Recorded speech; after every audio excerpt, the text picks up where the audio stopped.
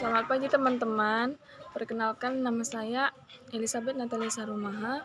Saya dari Prodi Ner 1B dengan NIM 0320216063. Nah, dalam video kali ini kita akan membahas tentang sistem pernafasan. Perlu kita ketahui apa itu sistem pernafasan. Sistem pernafasan yaitu yang tujuan utamanya itu menyediakan oksigen untuk melakukan proses metabolisme tubuh. Baik, pertama-tama itu kita masuk pada nasal, yang dimana nasal ini terjadinya keluar masuknya udara melalui lubang hidung ataupun nasal. Di dalam nasal juga terdapat septum nasal dan tulang lunak yang membagi rongga hidung kanan dan rongga hidung kiri. Nah, di nasal juga terdapat selia atau bulu-bulu hidung yang berfungsi untuk menyaring partikel-partikel asing seperti debu ataupun kotoran yang masuk melalui hidung. Kemudian udara juga akan dihangatkan dan dilembabkan oleh suhu tubuh. Sesudah udara masuk melalui nasal, kemudian masuk melalui faring, yang dimana faring itu sebagai penyalur udara di mulut ke hidung lalu ke trakea. Faring juga dibagi menjadi 3 bagian, yaitu ada nasofaring yang berfungsi untuk melewatkan udara, sedangkan orofaring dan laringofaring yaitu yang fungsinya bertujuan untuk melewatkan udara dan makanan.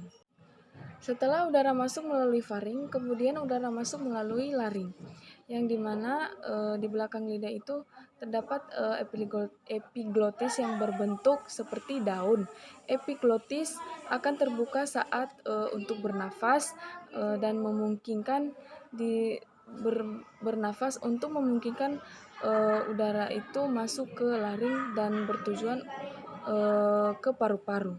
Saat kita makan, epiglotis akan menutup untuk mencegah saat kita makan dan minum masuk ke seluruh pernafasan dan untuk mencegah terjadinya tersedak.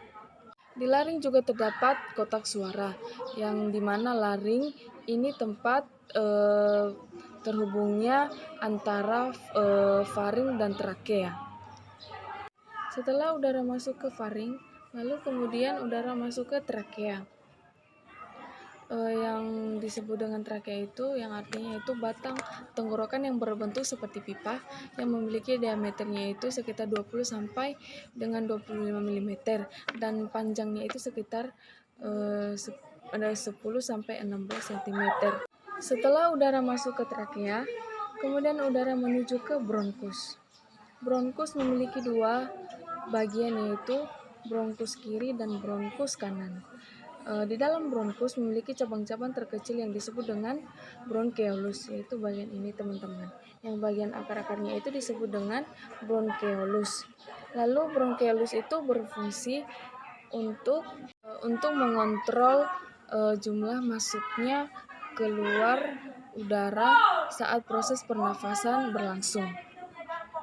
Setelah udara masuk ke bronkus, lalu udara menuju ke paru-paru. Ini teman-temannya, ke paru-paru. Di mana paru-paru itu berfungsi untuk menampung kaya oksigen dan mengalirkan ke pembuluh darah untuk disebar ke seluruh tubuh. Paru-paru kanan terdiri atas 3 lobus, yaitu superior, medialis, dan inferior. Paru juga terbagi atas 2 bagian, yaitu paru-paru kanan disebut dengan nextra dan paru-paru kiri disebut dengan sinestra. Setelah udara masuk ke paru-paru, kemudian udara menuju ke alveolus dan alveoli. Di alveoli terjadi perfusi dan difusi, yang dimana pertukaran oksigen atau O2 dengan karbon dioksida atau CO2. Andaikan aku bisa melayang jauh.